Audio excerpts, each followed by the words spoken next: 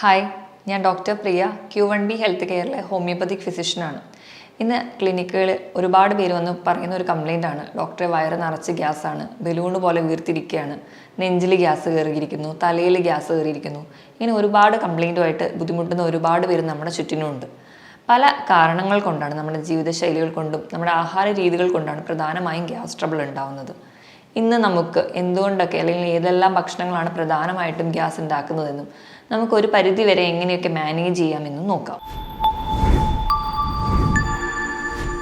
പ്രധാനമായിട്ടും ഈ gas trouble ഉണ്ടാവാവുന്നത് കാരണം ഒന്ന് നമ്മുടെ ജീവിതശൈലി, നമ്മുടെ വ്യായാമക്കുറവ്, നമ്മൾ ഭക്ഷണം കഴിക്കുന്ന രീതി, അത് നമ്മുടെ ആമാശയത്തിൽ വേണ്ടത്ര രീതിയിൽ ദഹിക്കാത്തതുകൊണ്ട്, ഇങ്ങനെ പല കാരണങ്ങൾ കൊണ്ടാണ് നമുക്ക് ഗ്യാസ് ട്രബിൾ ഉണ്ടാകുന്നത്.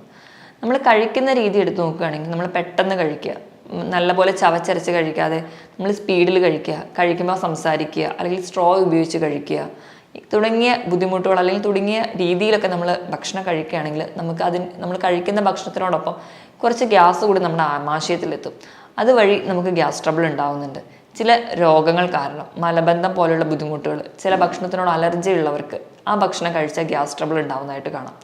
അമിതവണ്ണമുള്ളവർക്ക്, അതുപോലെ തന്നെ പ്രത്യേകിച്ച് വ്യായാമം ഒന്നും ചെയ്യാതെ സെഡൻഡറി ആയിട്ട്, അതായത് ഒരു സ്ഥലത്ത് തന്നെ ഇരുന്ന് ജോലി ചെയ്യുന്നവർ, ഇവർക്കൊക്കെ ഗ്യാസ് ട്രബിൾ കാണാം. നമ്മൾ കഴിക്കുന്ന ഭക്ഷണങ്ങൾ നോക്കുകയാണെങ്കിൽ മദ്യപാനം, പുകവലി, ഇതൊക്കെ ഗ്യാസ് ട്രബിൾ ഉണ്ടാക്കുന്നുണ്ട്. നമുക്കറിയാം, പുകവലിയിൽ നമ്മൾ പുക ഉള്ളിലേക്ക് എടുക്കുമ്പോൾ ഒരു 30% അത് വയറിലാണ് എത്തുന്നത്. അത് വയറിൽ നീർക്കെട്ടുണ്ടാകുകയും ദഹന പ്രക്രിയയെ തടയുകയൊക്കെ ചെയ്യും. അതുപോലെ നമ്മൾ കഴിക്കുന്ന ഭക്ഷണങ്ങൾ, നമ്മൾ എപ്പോഴും പറയാറുണ്ട് ധാരാളം ഫ്രൂട്ട്സ് കഴിക്കുക, വെജിറ്റബിൾസ് കഴിക്കുക, ഇലക്കറികൾ കഴിക്കുക, അതാണ് നമ്മുടെ ആരോഗ്യത്തിന് നല്ലതെന്ന്. അത് കേട്ടിട്ട് കണ്ടിന്യൂസ് ആയിട്ടൊക്കെ ഇലക്കറികൾ കഴിക്കുമ്പോൾ നമുക്കറിയാം ഇലക്കറികളിൽ ധാരാളം നാരുകൾ അടങ്ങിയിട്ടുണ്ട്. ഇങ്ങനെ നാരുകൾ അടങ്ങിയ ഭക്ഷണം കൂടുതലായി ചെല്ലുമ്പോൾ അത് ദഹിക്കാൻ കുറച്ച് പാടാണ്. അത് നമുക്ക് ഗ്യാസ് ഉണ്ടാക്കാൻ കാരണമാകുന്നുണ്ട്. അതുപോലെ തന്നെ നമ്മളിപ്പോൾ കഴിക്കുന്ന മുട്ടായികൾ, ച്യൂയിങ്കം, സ്വീറ്റ്സ്, നമുക്കറിയാം പണ്ടൊക്കെ നമ്മൾ മുട്ടായികൾ കഴിക്കുന്നതിലും അധികം മധുരമാണ് ഇന്ന് നമ്മൾ കഴിക്കുന്ന മുട്ടായികൾക്ക്. കാരണം ഇതിൽ ഉപയോഗിക്കുന്നവർക്ക് ആർട്ടിഫിഷ്യൽ സ്വീറ്റ്നേഴ്സ് ആണ്. അതായത് മാനിറ്റോൾ, സൈനിറ്റോൾ, ഹൈ ഫ്രക്ടോസ് കോൺ സിറപ്പുകൾ, ഇതെല്ലാമാണ് ആഡ് ചെയ്യുന്നത്. ഇതും ചിലർക്ക് ഗ്യാസ് ഉണ്ടാക്കുന്നതായിട്ട് കാണാം. അതുപോലെ തന്നെ നമ്മൾ മണ്ണിനടിയിലുള്ള കിഴങ്ങ് വർഗ്ഗങ്ങൾ, അതിലും ധാരാളം ഫൈബേഴ്സ് ഉണ്ട്. ഇത് ദഹിക്കാനും കുറച്ച് ബുദ്ധിമുട്ടാണ്.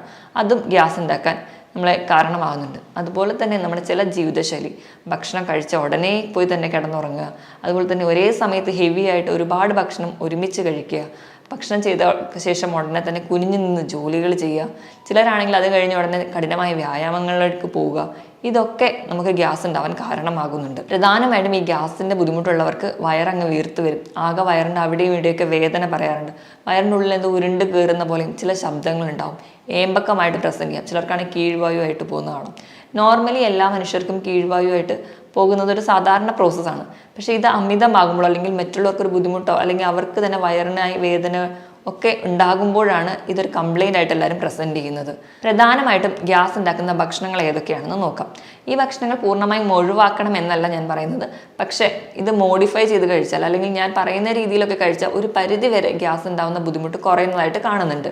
ഒന്നാമതായിട്ട് നമുക്ക് പയറ് വർഗ്ഗങ്ങൾ നോക്കാം. നമ്മൾ രാവിലെ പുട്ടിനൂടെ കഴിക്കുന്ന കടല, അപ്പത്തിനൂടെ കഴിക്കുന്ന ഗ്രീൻ പീസ്, ചെറുപയർ, വൻപയർ, അങ്ങനെ എല്ലാ തരത്തിലുള്ള പയറ് വർഗ്ഗങ്ങളും നമുക്ക് ഗ്യാസിൻ്റെ ബുദ്ധിമുട്ടുണ്ടാകുന്നുണ്ട്. ഇതിന് കാരണം എന്താണെന്ന് നോക്കിക്കഴിഞ്ഞാൽ, നമ്മുടെ ഈ പയറ് വർഗ്ഗങ്ങളിൽ പ്രോട്ടീൻ ഉണ്ട്, കാർബോഹൈഡ്രേറ്റ് ഉണ്ട്. ഇവ രണ്ടും ഈ പയർ വർഗ്ഗങ്ങളിലുള്ള ഫൈബേഴ്സിൻ്റെ കൂടെ അല്ലെങ്കിൽ നാരിൻ്റെ കൂടെ ചേർന്നാണ് ഇരിക്കുന്നത്. നമുക്കറിയാം എപ്പോഴും നമ്മുടെ ദഹന പ്രക്രിയയിൽ അന്നജവും പ്രോട്ടീനും നമ്മുടെ ആമാശയത്തിലാണ് ദഹിക്കാറ്. പകരം ഈ നാരടങ്ങിയ ഭക്ഷണങ്ങൾ, അല്ലെങ്കിൽ നാര് വിഭാഗത്തിൽ പെടുന്നവയെല്ലാം ദഹിക്കുന്നത് നമ്മുടെ ചെറുകുടലിൽ വെച്ചാണ്. ഇപ്പോൾ പയറ്, കടല തുടങ്ങിയവ നമ്മൾ കുതിർത്തിട്ടാണ് നമ്മൾ കഴിക്കുന്നതെങ്കിൽ, അതായത് നമ്മൾ പ്രധാനമായിട്ടൊക്കെ ഈ പറയുന്ന രാവിലത്തെ ബ്രേക്ക്ഫാസ്റ്റിലൊക്കെ ആഡ് ചെയ്യുന്നത് തലേദിവസം രാത്രി വെള്ളത്തിലിട്ട് കുതിർത്തിട്ടാണ് നമ്മൾ കഴിക്കാറ്. ഇങ്ങനെ കുതിരുന്ന സമയത്ത് ഈ പ്രോട്ടീനും കാർബോഹൈഡ്രേറ്റും സെപ്പറേറ്റ് ചെയ്യും. ഈ നാരിൽ നിന്ന് ഇത് രണ്ടായി മാറാറുണ്ട്. അതായത് നമ്മൾ കുതിർക്കുന്ന സമയത്ത് ഈ പ്രോട്ടീനും അതുപോലെ അന്നജവും നാരിൽ നിന്ന് സെപ്പറേറ്റ് ചെയ്യും. അപ്പോൾ എന്നിട്ട് നമ്മളത് കുക്ക് ചെയ്യുന്ന സമയത്ത് നമുക്ക് അത്ര ഗ്യാസ് ഉണ്ടാവാറില്ല. ഇനി നമ്മൾ കുക്ക് ചെയ്ത് ഉടനെ തന്നെ കഴിക്കുക, അതായത് ചൂടോടുകൂടി തന്നെ കഴിക്കുകയാണെങ്കിലും ഗ്യാസിൻ്റെ അളവ് കുറയുന്നതായിട്ട് കാണാം. ഇനി നമ്മൾ പാചകം ചെയ്ത് ഇതിപ്പോൾ രാവിലെ ഭക്ഷണം ഉണ്ടാക്കി ഉച്ചയ്ക്ക് കഴിക്കുകയാണെങ്കിൽ നമുക്കറിയാം വീണ്ടും അത് ഗ്യാസ് ഉണ്ടാവുന്നു. ഇതിന് കാരണം എന്ന് വെച്ച് കഴിഞ്ഞാൽ, ഞാൻ നേരത്തെ പറഞ്ഞതുപോലെ ഈ രണ്ടായി നിൽക്കുന്ന പ്രോട്ടീനും കാർബോഹൈഡ്രേറ്റും അതുപോലെ നാരുകളും വീണ്ടും ഒന്നിക്കും. അതായത് നാരുകളിൻ്റെ ഒപ്പം തന്നെ അന്നജവും പ്രോട്ടീനും കൂടിച്ചേരും. അതുകൊണ്ടാണ് തണുത്തിട്ട് വീണ്ടും നമുക്ക് കഴിക്കുമ്പോൾ ഗ്യാസിൻ്റെ ബുദ്ധിമുട്ട് കുറച്ച് കൂടുതലായിട്ട് നിൽക്കുന്നത്. അപ്പോൾ എപ്പോഴും ഈ പയറുവർഗ്ഗങ്ങൾ ചൂടോടുകൂടി കഴിക്കാൻ ശ്രദ്ധിക്കുക. അതുപോലെ തന്നെ കഴിക്കുമ്പോൾ അത് കുതിർത്തിയിട്ട് മാത്രം കുക്ക് ചെയ്യാൻ വേണ്ടി ശ്രദ്ധിക്കുക. ഇനിയിപ്പോൾ കടലയൊക്കെ ആണെങ്കിൽ അതിൻ്റെ തൊലി കളഞ്ഞിട്ട് കഴിക്കുകയാണെങ്കിൽ ഗ്യാസിൻ്റെ ബുദ്ധിമുട്ട് കുറച്ചും കൂടി കുറയുന്നതായിട്ട് കാണാം. ഇനി രണ്ടാമതായിട്ട് പാല്. നമുക്കറിയാം പാല് നമ്മുടെ ആമാശയത്തിൽ നമ്മുടെ വയറിൽ ദഹിക്കണമെങ്കിൽ ലാക്ടേസ് എന്ന് പറയുന്ന ഒരു എൻസൈം വേണം. പാല് കുടിക്കുന്ന കുട്ടികളിലാണ് ഇത് കൂടുതലായിട്ടും കാണാറ്. നമ്മൾ വയസ്സ് കൂടുന്തോറും ഇതിൻ്റെ ഈ എൻസൈമിൻ്റെ അളവ് കുറയും. അപ്പോൾ ചിലർക്കൊക്കെ നമുക്ക് കാണാം ഈ പാല് കുടിച്ചു കഴിഞ്ഞാൽ വയറിളക്കം, വയറുവേദന പോലെയുള്ള ബുദ്ധിമുട്ടുകളാണ്. ഇവരെ നമ്മൾ ലാക്ടോസ് ഇൻടോളറൻസ് എന്നാണ് പറയുന്നത്. ഈ വിഭാഗത്തിൽ പെടുന്നവർക്ക് പാല് ദഹിക്കാൻ ബുദ്ധിമുട്ടായിരിക്കും. ഇങ്ങനെയുള്ളവർ പാല് കഴിക്കുകയാണെങ്കിൽ അവർക്ക് ഗ്യാസിൻ്റെ ബുദ്ധിമുട്ട് കാണാറുണ്ട്. പക്ഷെ നമ്മൾ ഈ പാലായിട്ട് തന്നെ കഴിച്ചാലേ അവർക്ക് ബുദ്ധിമുട്ട് കാണാറുള്ളൂ. പക്ഷെ നമ്മൾ മോരോ, തൈര്, അതുപോലെ നെയ്യ്, വെണ്ണ, പനീർ ഈ ഒരു ഫോമിലോട്ട് കൺവേർട്ട് ചെയ്തിട്ട് കഴിക്കുകയാണെങ്കിൽ ഇവർക്ക് വയറിൻ്റെ ഈ ബുദ്ധിമുട്ടുണ്ടാവുന്നില്ല. അപ്പോൾ നിങ്ങൾക്ക് ഈ പാലിൻ്റെ ഒരു ഇൻടോളറൻസ് ഉള്ളവരാണെങ്കിൽ നിങ്ങൾ ഈ ഒരു ഫോമിലോട്ട് പാലാക്കി കഴിക്കുകയാണെങ്കിൽ ഈ ബുദ്ധിമുട്ട് നമുക്ക് കുറയ്ക്കാൻ പറ്റും. മൂന്നാമതായിട്ട് ആപ്പിള്. നമുക്കറിയാം നമ്മുടെ സ്ഥിരമായിട്ട് നമ്മൾ കഴിക്കുന്ന ഒരു ഫ്രൂട്ടാണ്. ഇതിൽ ഫ്രക്ടോസും ഉണ്ട്, അതുപോലെ തന്നെ നാരുകളും ഉണ്ട്. ഈ നാരുകൾ ദഹിക്കാൻ ബുദ്ധിമുട്ടാണ്. അപ്പോൾ നമ്മൾ സാധാരണ കുഞ്ഞുങ്ങൾക്ക് ചിലപ്പോൾ കൊടുക്കുമ്പോൾ ഇതിന് വയറിളക്കമായിട്ട് പ്രസൻറ്റ് ചെയ്യാറുണ്ട്. അപ്പോൾ ഇത് തടയാൻ വേണ്ടിയിട്ട് നമ്മൾ ആപ്പിൾ ആവിയിൽ വേവിക്കുക. അത് നമ്മൾക്ക് അത്ര സിമിലർ ആയിട്ടുള്ളൊരു കണ്ടീഷൻ അല്ലെങ്കിൽ അങ്ങനത്തെ ഒരു ഫുഡ് അല്ലെങ്കിലും അത് ആവിയിൽ വേവിച്ച് കഴിക്കുകയാണെങ്കിൽ ഇതുകൊണ്ട് ഉണ്ടാകുന്ന ഗ്യാസിൻ്റെ ബുദ്ധിമുട്ട് മാറുന്നതായിട്ട് കാണാം. അടുത്തതായിട്ട് നമ്മൾ കോമൺ ആയി കേൾക്കുന്ന ഒന്നാണ് ഗ്ലൂട്ടൻ അലർജി. പ്രധാനമായും ഈ ഒരു കണ്ടീഷൻ നമ്മൾ സീലിയാക് ഡിസീസ് എന്ന് പറയും. ഗ്ലൂട്ടൻ എന്ന് പറഞ്ഞു കഴിഞ്ഞാൽ ഗോതമ്പിൽ അടങ്ങിയിരിക്കുന്ന ഒരു കമ്പോണൻ്റ് ആണ്. ഇത് ഗോതമ്പിലുണ്ട്, അതുപോലെ ബാർലിയിലുണ്ട്, ഓട്സിലൊക്കെ കാണാറുണ്ട്. ചിലർക്ക് ഇത് കഴിച്ച് കഴിഞ്ഞാൽ ചില അലർജി വരാറുണ്ട്. അതായത് ചപ്പാത്തിയൊക്കെ കഴിച്ച് കഴിഞ്ഞിട്ട് ഗ്യാസ് ട്രബിൾ എടുക്കുന്നവർ ഒരുപാട് പേര് നമ്മുടെ ചുറ്റിനുമുണ്ട്. അപ്പം ഇങ്ങനെയുള്ളവരാണെങ്കിൽ ഗോതമ്പിൽ ഉപയോഗം കുറയ്ക്കുക. അതുപോലെ തന്നെ നമുക്ക് ഓട്സിലൊക്കെ ഈ ഗ്ലൂട്ടൻ ഫ്രീ ആയിട്ടുള്ള ഓട്സൊക്കെ ഇന്ന് മേടിക്കാൻ പറ്റും. അങ്ങനെയുള്ളവരാണെങ്കിൽ അത് വാങ്ങി കഴിക്കുന്നത് കുറച്ചും കൂടി നല്ലതാണ്. അതുപോലെ തന്നെയാണ് ഇന്ന് നമ്മൾ കഴിക്കുന്ന കാർബണേറ്റഡ് ഡ്രിങ്ക്സ്. നമുക്കറിയാം സോഡ, അതുപോലെ കോളകളിലൊക്കെ അതിലൊക്കെ കാർബൺ ഡൈ ഓക്സൈഡ് കൂടി മിക്സ് ചെയ്തിട്ടിരിപ്പുണ്ട്. നമ്മളത് കുപ്പി പൊട്ടിക്കുമ്പോൾ തന്നെ ആ ഒരു പതയൊക്കെ ആയിട്ട് കാണാറുണ്ട്. അപ്പം ഇത് നമ്മൾ കുടിക്കുമ്പോൾ നമ്മുടെ ആമാശയത്തിലെത്തുമ്പോൾ നമ്മുടെ വയറിലെ ചൂട് തട്ടുമ്പോൾ ഇതിൽ നിന്ന് കാർബൺ ഡൈ ഓക്സൈഡ് പെട്ടെന്ന് സെപ്പറേറ്റഡ് ആവും. ഇത് വയറിൽ ഗ്യാസ് ഉണ്ടാക്കാൻ കാരണമാകുന്നുണ്ട്. അപ്പോൾ നമുക്ക് ഇങ്ങനെയുള്ള ഡ്രിങ്ക്സ് കഴിവതും ഒഴിവാക്കുന്നത് മാത്രമേ ഈ ഒരു കാര്യത്തിൽ ചെയ്യാൻ പറ്റുള്ളൂ. ഇതുപോലെ തന്നെയാണ് മദ്യം നമ്മൾ ഉപയോഗിക്കുന്നത്. നമുക്കറിയാം മദ്യം നമ്മുടെ ശരീരത്തിന് ഒരു ഗുണവും ചെയ്യാത്ത ഒന്നാണ്. നമ്മൾ ഇത് കഴിക്കുമ്പോഴും നമ്മുടെ വയറിൽ നീർക്കെട്ട് ഉണ്ടാക്കുന്നുണ്ട്. അത് നമ്മുടെ വയറിന് ആവശ്യമായിട്ടുള്ള എൻസൈമുകളുടെ പ്രൊഡക്ഷനെ കുറയ്ക്കുന്നുണ്ട്. അതുവഴി നമ്മുടെ ദഹനത്തിനെ അത് ബാധിക്കുന്നുണ്ട്. അതുപോലെ തന്നെ പുകവലി ശീലമുള്ളവരാണെങ്കിൽ അത് നിർത്തിയാൽ തന്നെ ഗ്യാസിൻ്റെ ബുദ്ധിമുട്ട് നമുക്കൊരു പരിധി വരെ കൺട്രോൾ ആവുന്നുണ്ട്. നമുക്കറിയാം പുകവലിയുടെ ഭാഗമായിട്ട് നിക്കോട്ടിൻ നമ്മുടെ രക്തക്കൊള്ളുകളെയൊക്കെ ബാധിക്കുന്നുണ്ട്. അതും ഇതുപോലെ ആമാശയത്തിലുള്ള രക്തക്കൊള്ളുകളെ ബാധിക്കുന്നുണ്ട്. അതുവഴി നമുക്ക് ബുദ്ധിമുട്ടുണ്ടാവുന്നു. അതുപോലെ തന്നെ അത് അകത്തേക്ക് എടുക്കുമ്പോൾ പുക നമ്മുടെ ആമാശയത്തിൽ നീർക്കെട്ട് ഉണ്ടാക്കുന്നുണ്ട്. അതും ദഹനത്തിന് ഭാഗമാകുന്നുണ്ട്. അതുവഴി നമുക്കിന്ന് ഗ്യാസ് ട്രബിൾ ഉണ്ടാവുന്നുണ്ട്. അതുപോലെ തന്നെ നമ്മളിന്ന് കുഞ്ഞു കുട്ടികളെ തൊട്ട് ശീലിപ്പിക്കുന്നതാണ് ചോക്ലേറ്റ്സ്, അല്ല ബേക്കറി ഐറ്റംസ് ഒക്കെ. ഇതിലൊക്കെ ധാരാളം ആർട്ടിഫിഷ്യൽ സ്വീറ്റ്നസ് ആണ്. അപ്പോൾ ഫ്രക്ടോസ് പോലെയുള്ള ഘടകങ്ങൾ, അതിന് മധുരം കുറച്ചുകൂടി കൂടുതലാണ്. പക്ഷേ നമ്മുടെ ശരീരത്തിന് ഒരുപാട് ദോഷങ്ങൾ ചെയ്യുന്നുണ്ട്. ഇത് കഴിക്കുന്നത് നമുക്ക് ശരീരത്തിന് വളരെ ദോഷം ചെയ്യുന്നുണ്ട്. മാക്സിമം നമ്മുടെ വീട്ടിലുള്ള ഭക്ഷണങ്ങൾ കൂടുതലായിട്ട് കഴിക്കാൻ വേണ്ടി ശ്രദ്ധിക്കുക. അതുപോലെ തന്നെ നാരടങ്ങിയ ഭക്ഷണങ്ങളും ഇലക്കറികളും കൂടുതലായിട്ട് കഴിക്കുന്നത്. നമ്മുടെ ശരീരത്തിന് പല ഗുണങ്ങളും ഇലക്കറികൾ ചെയ്യുന്നുണ്ടെങ്കിലും നമുക്ക് ഒരുപാടാകുമ്പോൾ, പ്രത്യേകിച്ച് മുരിങ്ങയിലേക്ക് ധാരാളമായി കഴിക്കുമ്പോൾ ഈ ഫൈബറിൻ്റെ അളവ് കൂടുതലാണ്. നമ്മുടെ വയറിൽ ചെല്ലുമ്പോൾ ഇത് ആമാശയത്തിലല്ല ദഹിക്കുക, വൻകുടലിലും ചെറുകുടലിലും ഒക്കെ വെച്ചിട്ടാണ് ഫൈബറിൻ്റെ ദഹനം നടക്കുന്നത്. അപ്പോൾ ഈ ദഹനം പ്രോപ്പറായി നടക്കാതെ വരുമ്പോഴും ഇങ്ങനെയുള്ള ഇലക്കറികൾ, അതായത് മെയിൻലി പറയുന്ന മുരിങ്ങയില, ചീരയില, അതായത് ക്രൂസിഫർ വെജിറ്റബിൾസ് എന്ന് പറയുമ്പോൾ കോളിഫ്ലവർ, ക്യാബേജ്, ബ്രക്കോളി ഇതൊക്കെ അധികമായി കഴിക്കുകയാണെങ്കിൽ ഗ്യാസിൻ്റെ ബുദ്ധിമുട്ടുണ്ടാവുന്നുണ്ട്. പിന്നെ ഒരു പരിധി വരെ ഇത് കുറയ്ക്കാൻ വേണ്ടി ഞാൻ നേരത്തെ പറഞ്ഞതുപോലെ ചൂടോടെ കഴിക്കുകയാണെങ്കിൽ, നമ്മൾ പാചകം ചെയ്ത ഉടനെ തണുത്ത് കഴിക്കാതെ ചൂടോടെ തന്നെ കഴിക്കുകയാണെങ്കിൽ ഒരു പരിധി വരെയൊക്കെ ഗ്യാസിൻ്റെ ബുദ്ധിമുട്ട് കുറയുന്നതായിട്ട് നമുക്ക് കാണാം. ഇതുപോലെ തന്നെയാണ് കിഴങ്ങ് വർഗ്ഗങ്ങൾ. കിഴങ്ങ് വർഗ്ഗങ്ങൾ എന്ന് പറഞ്ഞാൽ നമ്മുടെ മണ്ണിനടിയിലുള്ളത്. അത് നമ്മുടെ വീട്ടിലെ ചേമ്പ്, ചേന, കപ്പ, അതുപോലെ ക്യാരറ്റ്, ബീട്രൂട്ട്, മധുരക്കിഴങ്ങ്, ഇതെല്ലാം കിഴങ്ങ് വർഗ്ഗങ്ങളാണ്. ഇവയിലും ധാരാളം ഫൈബേഴ്സ് ഉള്ളതുകൊണ്ടാണ് നമുക്ക് ദഹിക്കാൻ ബുദ്ധിമുട്ടും നമുക്ക് ഗ്യാസ് ഉണ്ടാവുന്നതും.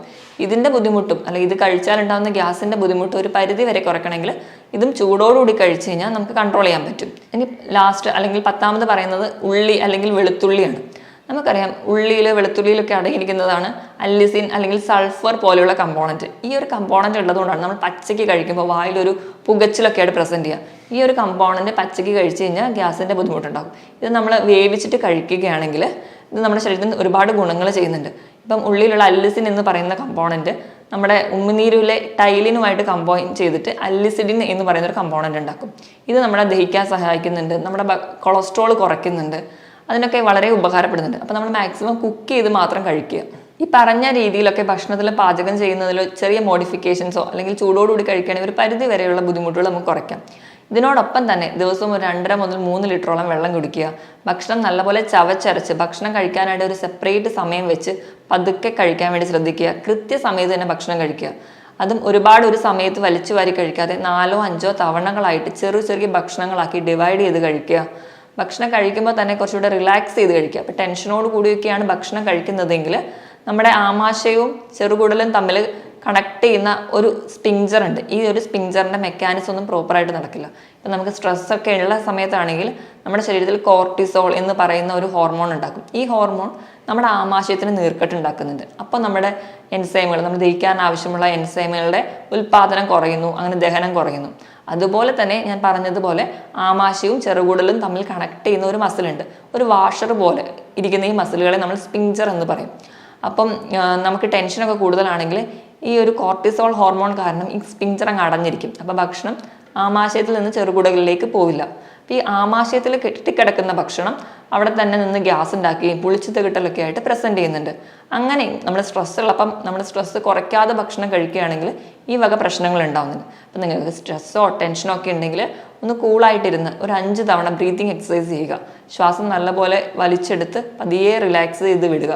അങ്ങനെ ചെയ്താൽ നമ്മുടെ ടെൻഷനും സ്ട്രെസ്സും കുറച്ച് കുറയുകയും എന്നിട്ട് വേണം ഭക്ഷണം കഴിക്കാൻ. അപ്പം അതുപോലെ തന്നെ കഴിക്കുമ്പം ഇപ്പം കിഴങ്ങ് വർഗ്ഗങ്ങളൊക്കെ കുറച്ച് ഉപയോഗം ഗ്യാസിന് ഉള്ളവർക്കാണെങ്കിൽ കുറച്ച് കുറയ്ക്കുക. ഇപ്പം പയറ്, കടല പോലെയുള്ളതാണെങ്കിൽ തൊലി കളഞ്ഞ് കഴിക്കുക. അതുപോലെ ഈ ഗ്യാസുള്ള ഭക്ഷണങ്ങൾ, അതായത് ഇപ്പം നമ്മൾ സാമ്പാറൊക്കെ രാവിലെ ഉണ്ടാക്കിയ സാമ്പാർ അതുപോലെ തന്നെ വൈകുന്നേരവും കഴിക്കുമ്പോൾ തണുത്ത് കഴിക്കുകയാണെങ്കിൽ അത് ഗ്യാസിൻ്റെ ബുദ്ധിമുട്ടുണ്ടാക്കും. അപ്പോൾ കഴിവതും ഇങ്ങനെ കിഴങ്ങ് വർഗ്ഗങ്ങളോ പയറ് വർഗ്ഗങ്ങളോ തണുത്തിട്ട് കഴിക്കാതെ ചൂടോടുകൂടി തന്നെ കഴിക്കാൻ വേണ്ടി ശ്രദ്ധിക്കുക. പിന്നെ എപ്പോഴും ഭക്ഷണം ഫ്രഷ് ആയിട്ട് തന്നെ കഴിക്കാൻ വേണ്ടി ശ്രദ്ധിക്കുക.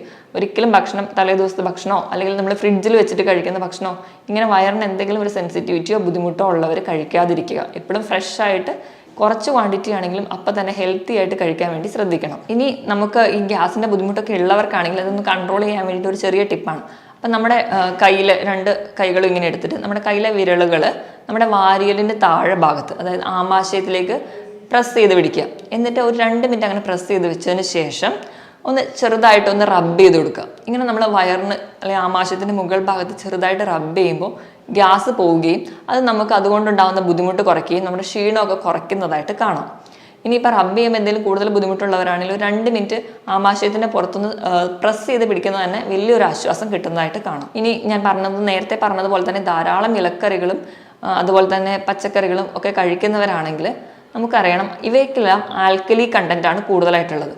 നമ്മുടെ വയറിൻ്റെ ഉള്ളിൽ എപ്പോഴും ഒരു അസിഡിക് മീഡിയമാണ്. ഇനി ഒരു അമ്ല മീഡിയത്തിലാണ് നമ്മുടെ ഭക്ഷണമൊക്കെ ദഹിക്കാറ്. അപ്പം നമ്മൾ ഒരുപാട് ഇലക്കറികളും ഒക്കെ കഴിക്കുകയാണെങ്കിൽ ഈ അസിഡിക് മീഡിയം മാറിയിട്ട് നമ്മുടെ ശരീരത്തിൽ ആൽക്കലി മീഡിയം അല്ലെങ്കിൽ നമ്മുടെ ആമാശയത്തിൽ ഒരു ആൽക്കലി മീഡിയം ആവും. അപ്പോൾ നമ്മുടെ ഭക്ഷണം നോർമലായിട്ട് ദഹിക്കണമെങ്കിൽ ഒരു മിതമായ രീതിയിൽ അസിഡിക് മീഡിയം തന്നെ മെയിൻറ്റെയിൻ ചെയ്യണം. അപ്പോൾ ഭക്ഷണം പ്രോപ്പറായിട്ട് ദഹിക്കാത്തതിന് ഒരു കാരണം എന്ന് പറഞ്ഞാൽ ധാരാളമായിട്ട് ഇലക്കറികളൊക്കെ കഴിക്കുന്നവർക്കാണ്. അതിന് കാരണം ഇതാണ്, നമ്മുടെ അസിഡിക് മീഡിയം മാറുമ്പോൾ ദഹനം പ്രോപ്പറായിട്ട് നടക്കില്ല, അതുവഴിയും ഗ്യാസ് ഉണ്ടാവുന്നതായിട്ട് കാണാം.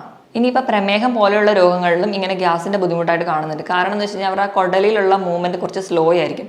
അപ്പോൾ ഭക്ഷണം അത് പ്രോപ്പറായിട്ട് ഇപ്പോൾ ദഹിച്ചാലും ആമാശയത്തിൽ നിന്ന് ചെറുകുടലിലേക്ക് പോവില്ല, ചെറുകുടലിൽ നിന്ന് വൻകുടലിലേക്ക് പോകുന്ന ആ ഒരു സ്പീഡ് കുറവായതുകൊണ്ട് ഭക്ഷണം ഒരു പുളിച്ച് തികട്ടാനും ദഹനം പ്രോപ്പറായിട്ട് നടക്കാത്തത് പോലെ തോന്നും. ഇങ്ങനെയുള്ളവരാണെങ്കിൽ ആദ്യം അവരുടെ പ്രമേഹം തന്നെ നിയന്ത്രണത്തിലാകുമ്പോൾ സ്വാഭാവികമായിട്ട് തന്നെ ഗ്യാസിൻ്റെ ബുദ്ധിമുട്ട് കുറയുന്നതായിട്ട് കാണാം. പിന്നെ ഇവർക്ക് പുളിപ്പിച്ച ഭക്ഷണങ്ങൾ ആണ് കുറച്ചും കൂടി നല്ലത്. പുളിപ്പിച്ച ഭക്ഷണം എന്ന് പറയുമ്പോൾ ഇഡ്ഡലി, ദോശ തുടങ്ങിയ ഭക്ഷണങ്ങൾ, അല്ലെ അപ്പം പോലെയുള്ള ഭക്ഷണങ്ങൾ. ഇത് പൊതുവേ ഈ പ്രമേഹമുള്ളവർ ഇങ്ങനെ അരിഭക്ഷണം കഴിക്കുന്നത് അത്ര നല്ലതല്ല. ഇനി അവർ കഴിക്കുകയാണെങ്കിൽ തന്നെ ഇത് കുറഞ്ഞ അളവിൽ മാത്രം പുളിപ്പിച്ച ഭക്ഷണങ്ങൾ കഴിക്കാൻ വേണ്ടി ശ്രദ്ധിക്കുക. ഈ പറഞ്ഞ മാനേജ്മെൻറ്റിനോടൊപ്പം തന്നെ നമ്മുടെ വീട്ടിലെ ചെറിയ പൊടിക്കൈകൾ കൊണ്ടും ഒരു പരിധി വരെ നമുക്ക് ഗ്യാസിൻ്റെ ബുദ്ധിമുട്ട് കുറയ്ക്കാം. അതിൽ ഒന്നാമത്തേതാണ് അയമോദകം. അയമോദകത്തിൽ അടങ്ങിയിട്ടുള്ള തൈമോൾ എന്ന് പറയുന്ന കമ്പോണൻറ്റ് നമുക്ക് ദഹനം കുറച്ചുകൂടി എളുപ്പമായിട്ട് നടക്കാൻ നമ്മളെ സഹായിക്കുന്നുണ്ട്. അപ്പോൾ ചിലരാണെങ്കിൽ ഇത് വെറുതെ ചവച്ച് കഴിക്കുന്നതാണ്, അല്ലെങ്കിൽ വെള്ളത്തിലിട്ട് തിളപ്പിച്ച് കുടിക്കുന്നതും വളരെ നല്ലതാണ്. ഇതുപോലെ രണ്ടാമതായിട്ട് പറയുന്നതാണ് ഇഞ്ചി. ഇഞ്ചി നമ്മുടെ ഭക്ഷണത്തിൽ കൂടുതലായിട്ട് ഉൾപ്പെടുത്തുക. അതുപോലെ തന്നെ നമ്മൾ കുടിക്കാൻ തിളപ്പിക്കുന്ന വെള്ളത്തിൽ ഒരു കഷ്ണം ഇഞ്ചി ഇട്ട് കഴിക്കുന്നതും ഗ്യാസിൻ്റെ ബുദ്ധിമുട്ട് കുറയുന്നതായിട്ട് കാണുന്നുണ്ട്. ഗ്യാസിൻ്റെ ബുദ്ധിമുട്ടുള്ളവർ അതുപോലെ തന്നെ ചെറു ചൂടുവെള്ളം കുടിക്കുകയാണെങ്കിൽ ഒരു പരിധി വരെ ഗ്യാസിൻ്റെ ബുദ്ധിമുട്ട് കുറയുന്നതായിട്ട് കാണാം. ഇനി നാലാമതായിട്ട് പറയുന്നതെന്ന് വെച്ചിട്ടുണ്ടെങ്കിൽ ജീരകമാണ്. ജീരകത്തിൽ ധാരാളം എസെൻഷ്യൽ ഓയിൽ ഉണ്ട്. അത് നമ്മുടെ ഉമ്മനീരിൻ്റെ സെക്രീഷൻ കൂട്ടും. അതുവഴി ദഹനം കുറച്ചും കൂടി ഈസി ആയിട്ട് നടക്കാൻ വേണ്ടി നമ്മളെ സഹായിക്കുന്നുണ്ട്. അഞ്ചാമതായിട്ട് കായം നമ്മൾ സാമ്പാറിൽ രസത്തിലൊക്കെ യൂസ് ചെയ്യുന്ന ഒന്നാണ്.